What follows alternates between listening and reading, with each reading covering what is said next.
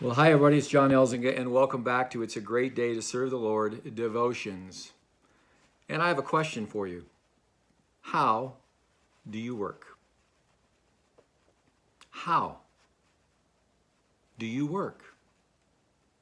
Colossians 3:23 says, "Whatever you do, work at it with all your heart, as working for the Lord, not for some human masters or some human bosses or some human leader."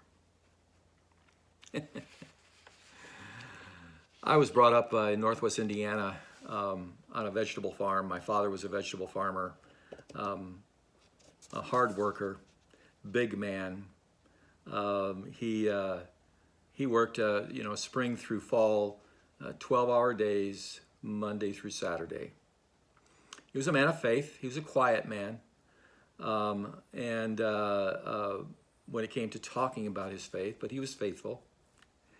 And I remember, he was obsessed with weed-free rows. He really was. It was a weird kind of thing.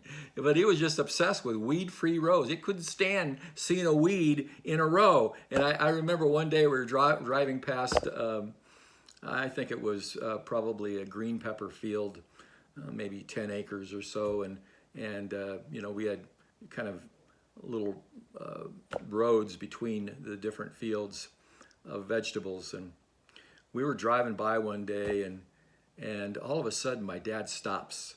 He stops the car.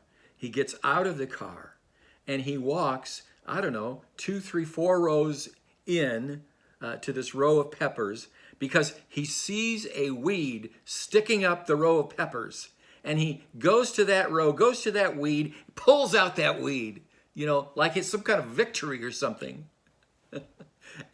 And starts walking back, and I'm sitting there watching him, and I'm like, what is his problem? What is his deal, man? I just didn't understand it. Then, as a child, middle school, young high school age person, I couldn't get it. I mean, I didn't get it partly because I didn't want to be a farmer. I didn't want to work in dirt like he did. I didn't want to break my back like he did. But later on, I found out. I discovered what it was. I think it was this. I think it was this verse. Whatever you do, work at it with all your heart, as working for the Lord. To him, a weed-free road glorified God. Pulling out that weed was almost like he was pulling out a weed for the Lord and giving him glory. I learned a few things about work from my dad. I learned that your purpose drives your passion. Your purpose drives your passion.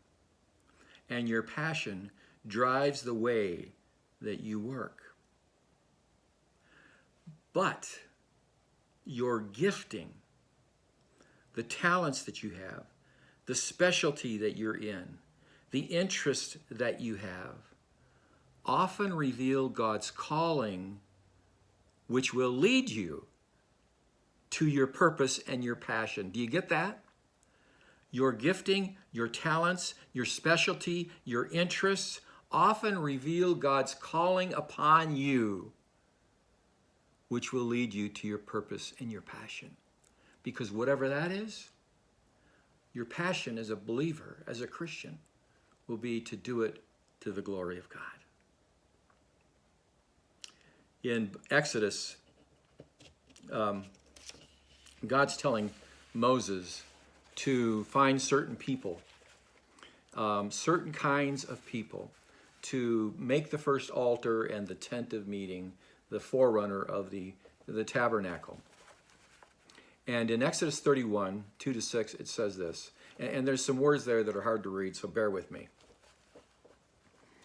Then the Lord said to Moses, "See, I have chosen Bezalel, son of Uri, son of Hur, of the tribe of Judah, and I have filled him with the Spirit of God, with wisdom, with understanding, with knowledge, and with all kinds of skills to make artistic designs for work in gold and silver and bronze, to cut and set stones, to work in wood and engage in all kinds of crafts. Now that is one craftsman. Moreover, I have appointed Aholiab, son of Ahisamach, of the tribe of Dan, to help him. Also, I have given ability to all the skilled workers to make everything that I have commanded. I have given ability. I have given ability. My friend, I don't know where you're at in your work life, in your career, but I can tell you this, that God is at work in you and has given you certain abilities, you certain talents, you certain gifts, specialties, areas of interest in which you can have passion and perform at your highest level. Now, sometimes you find it by trial and error. Sometimes it may come to you over years. It took me years to find out what it really was.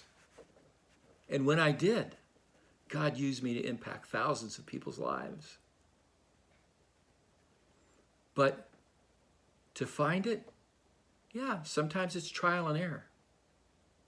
But think of this. When you find it, pray that God will use that within you to glorify Him.